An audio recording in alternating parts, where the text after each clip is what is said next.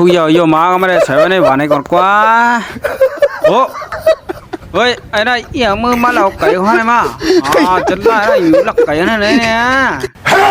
đây nè mình chơi cày bị sáng này bơn cày bị sáng bị bơn nè khảm này ở này hang khan này cẩn to mơ bơn này có ai à hiện nay quay lại lắc cày hát đây nói nó ai chơi cóอยู่trong làng sẽ lắc ao càyมันส่องกับเป็นขึ้นทางโอ้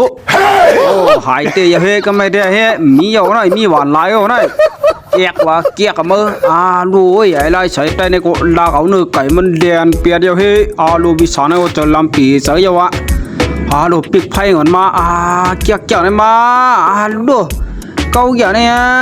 วันไหนเลี้ยไอ้จ้อยก็เอาเนื้อไก่เสียเลี้ยนุ่งก็ลูไอ้เลี้ยนไว้ปีเสียวะลูมาจ้าหมูยมาวันไหนเนี่ยปีศาจเนี่ยก็จะลำหนาวเลี้ยนมือเลี้ยวในเฮือนมาอย่าเลี้ยวพันหัววันไหน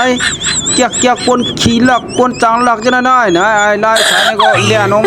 มาสายจ้อยห้องกันไว้ยลูกจะไล่ได้วันไหนไอ้ไล่สายใต้เนี่ยก็เลี้ยนออกมา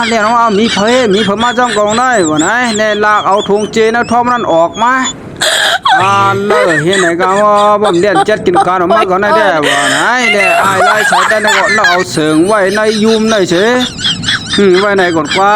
ว่าไหนเนี่ยไล่สายใต้เนี่ยก็เลี้ยนลงกับหาจูไตโกมันเนี่ยปีศาจเนี่ยก็เลี้ยนลงออกมาลูจะลำปีใจยอมือเลี้ยงง่ายว่าได้ว่าได้ลูไอ้จ้อยขายไล่สายใต้เนี่ยว่าลูจอมเจียวหม้อว่าไหนไล่สายใต้เนี่ยก็โบกข้างเฮ้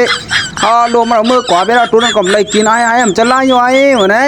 ลูกก็ต้มไม่หนาวมันเอามือกวาดไปหน้าว่าไหนจ้อยก็ไอ้มันจะไล่นี่คือมันก็ไอ้ว่าไหนมันเคยโปเจอเนี่ยไตโกเฮ้ปันก็ปดก็เลยมือว่าไหนไอ้กินทางแผงมันไอ้เนี่ยกินเนี่ยก่อนเนี่ยมือกำเจ้ามาเนี่ยมือว่าไหนขาก็เนี่ยกินเนี่ยลูโอ้ยพี่สาวเนี่ยก็เฮ้มาเยอะไอ้เนี่ยเขาเล่านึกไก่หวังเลยมาเปลี่ยนหลายใจกว่านี่อยู่สัญญาณกันให้หน่อยเนี่ยมามือเหลียวเนี่ยมามีจอดมีเจเนี่ยมาวันไหนเดี๋ยวไอ้จ้อยเขาไอ้ไล่สายใต้เนี่ยก็กินเสียงหมดเยอะก็ดีมือไอ้ก็ไม่ได้วันไหนโอ้ไอ้ต้องเจี๊ยบเฮ้ยลูกกินเยอะตั้งหลังใครออกมาเฮ้ยแกวันไหนได้กองเหรอก็ดีกว่าตั้งวนกำนายน่ะเฮ้ยเปียดกำมือวันไหนไอ้เนี่ยเกาอย่ามาเนี่ยจ้องมาขึงแล้วเขาเนื้อไก่มันแล้วเขาเสียงไว้มือไก่นั่นมาเยอะเฮ้มาเอาเยอะเฮ้ก็ไม่ได้มีเหลือมาดึงมีดูนะวะไหนแต่มันก็มาลากออกในถุงเจนะเชมีเหลือโลแคบหนากินทั้งกล้วยเก่ากาก็ไม่ได้วะไหนโลโหเจ้ามาพอดีอย่าวะ